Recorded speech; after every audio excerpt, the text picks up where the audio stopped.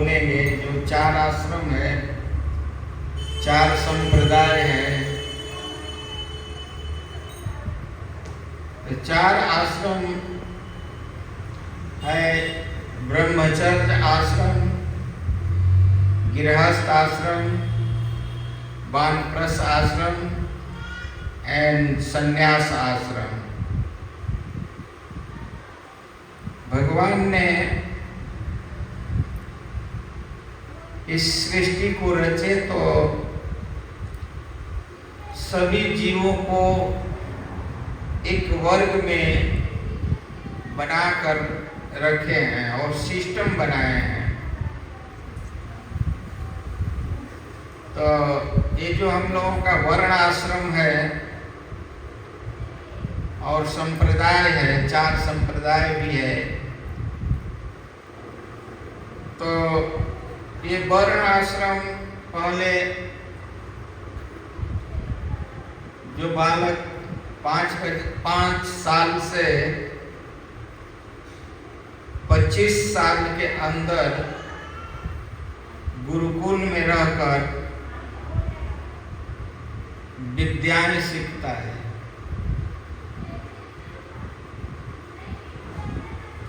पहले के जमाना में जो मुगल मुस्लिम राज था, तो ये लोग गुरुकुल शब्द अंग्रेज लोग ने हटा दिया था। नहीं तो स्कूल का नाम स्कूल नहीं था, ये तो अंग्रेजों ने रखा स्कूल नाम। पहले हम लोगों को स्कूल के नाम से गुरुकुल कहा जाता था। गुरुकुल जो आज के डेट में हम लोगों के इस्कॉन के सेंटरों में जैसे वृंदावन है, मायापुर है, बॉम्बे में है, बड़े बड़े सेंटरों में हम लोगों का गुरुकुल है, बच्चों को पढ़ाया जाता है। शिक्षा तो कहीं भी प्राप्त हो जाता है, लेकिन संस्कार नहीं पढ़ाया जाता है। विद्या सब लोग सिखा सकते हैं, लेकिन संस्कार के लिए आज तक कोई स्कूल ही नहीं बना, न कॉलेज बना। तो हम लोगों को आश्रम पर बोलना है। तो ब्रह्मचर्य आश्रम का मतलब होता है कि ब्रह्मचारी रहते थे। 25 के बाद वो गृहस्थ आश्रम में जा सकता है। शास्त्र ऐसे कहता है। और उसके बाद में वो गृहस्थ बनना चाहता है। इसी तरह गुरुकुल में पढ़ाया जाता था। जिसकी इच्छा होती थी गृहस्थ में जाने का, वो चला जाता था गृहस्थ में। इसमें कोई भी बंधन नहीं है कि आपको जबरदस्ती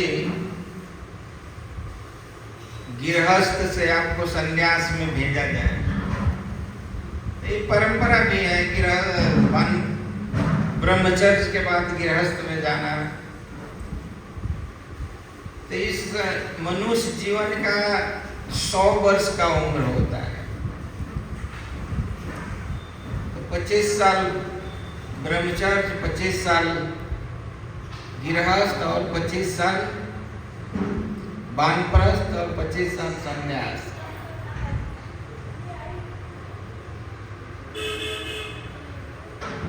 तो गृहस्थ के मतलब ऐसा नहीं होता है कि हम शादी कर लिए तो हम गृहस्थ हो गए। गृहस्थ के बहुत नियम है।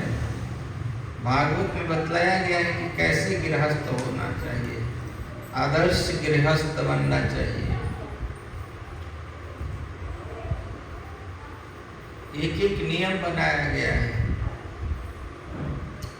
ब्रह्मचारी को भी बहुत कड़ा नियम है। ब्रह्मचारी को बताया गया है कि कोई भी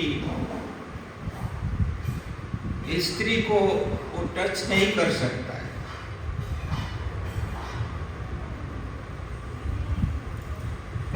और बहुत ब्रह्मचर्य पालन कर यदि वो सही ढंग से ब्रह्मचर्य का पालन करेगा तो बहुत मेधावी होता है, बहुत ज्ञानी होता है।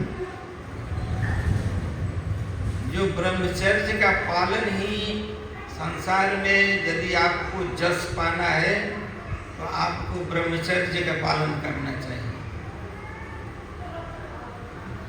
ये नहीं कि ब्रह्मचर्य का पालन केवल ब्रह्मचारी ही करते हैं, गृहस्थ को भी होना चाहिए। यदि अपने को शास्त्र में यहाँ तक बतलाया गया है कि स्त्री संग पुत्र के कामना से करना चाहिए, ये नहीं कि अपने सुख के लिए करना चाहिए। यदि आप इस भावना से स्त्री संग करते हैं अपनी, तो वो उत्तम माना जाता है। पुत्र भी विद्वान होता है, बुद्धिमान होता है। नहीं ऐसे करते हैं तो बोलते हैं कि हमारा पुत्र नालायक है, नहीं सुनता है। तो वो पुत्र की गलती नहीं होती है, ये माता पिता की गलती होती है।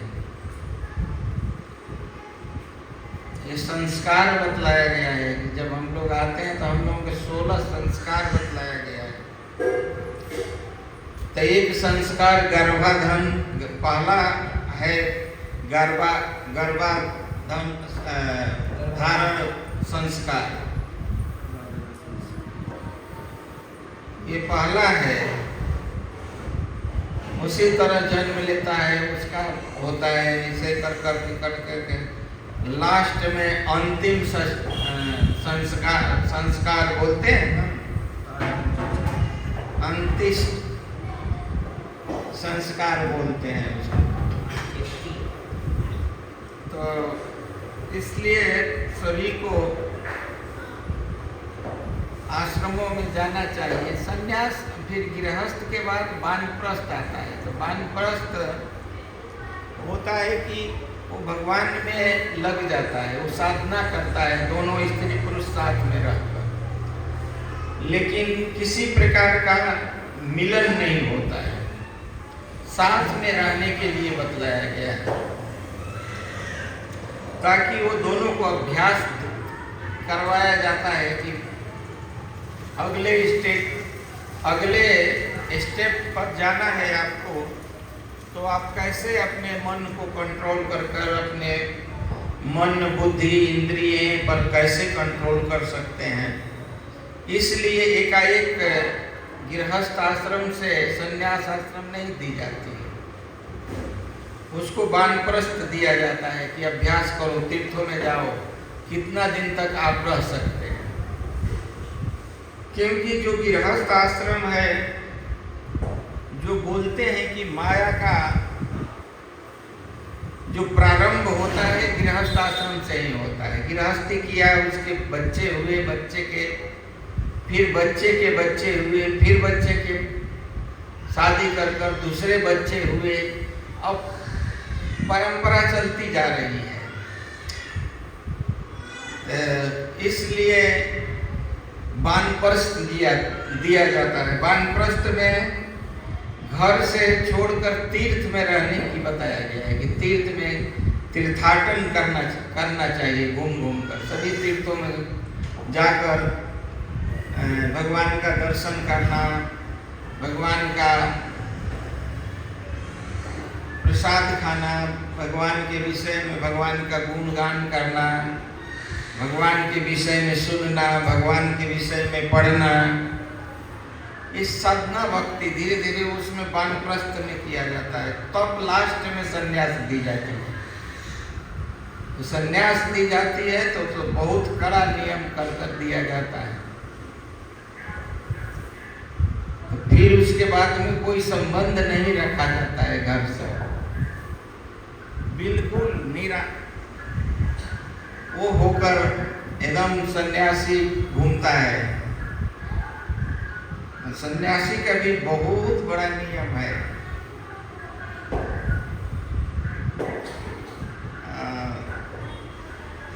शास्त्रों में बताया गया है, भागवतम में। तो उससे फिर इसके बाद में सन्यास के बाद उसी, क्योंकि लास्ट स्टेज है भगवान को प्राप्त करने का। भगवान के बहुत कड़ा नियम के साथ भगवान में प्रेम करने का और भगवान से संबंध रखने का, भगवान के नामों का प्रचार करने का, उसमें बहुत परिश्रम करना पड़ता है। संन्यास में एक जगह नहीं रहने का विधान दिया गया है कि आप एक जगह नहीं रह सकते। ज्यादा कोई चीज संग्रह नहीं कर सकते, ज्यादा कपड़ा नहीं पहन सकते। सन्यासियों को देखते हैं लुंगी और ऊपर से आंचल पहन कर रखते हैं और त्रिदंड लेकर चलते हैं। तो इसलिए सब सन्यासियों का धर्म है और बहुत सा इसमें नियम है जो फॉलो करना चाहिए सन्यासियों को, गृहस्थों को गृहस्थी के विषय में, वानप्रस्थियों को वानप्रस्थी के विषय में, और ब्रह्मचारी को ब्रह्मचर्य के विषय में, क्योंकि ब्रह्मचर्य ही जीवन है। यदि हम ब्रह्मचर्य से रहेंगे तो बिल्कुल तेजस्वी जो ब्रह्मचारी होता है उसका ललाट से ही पता चल जाता है कि ये ब्रह्मचारी है। विवेकानंद जी थे, उनके ललाट में शीशे की तरह दिखता था।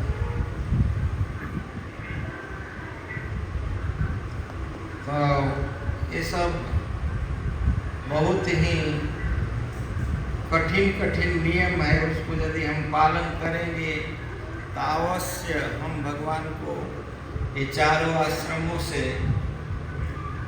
पार होकर भगवान को प्राप्त कर सकते हैं और भगवान में हम प्रेम भगवान से हम कर सकते हैं। तो सभी चार आश्रमियों को विधि पूर्वक पढ़कर सभी आश्रमों का पालन करना चाहिए। हरे कृष्ण।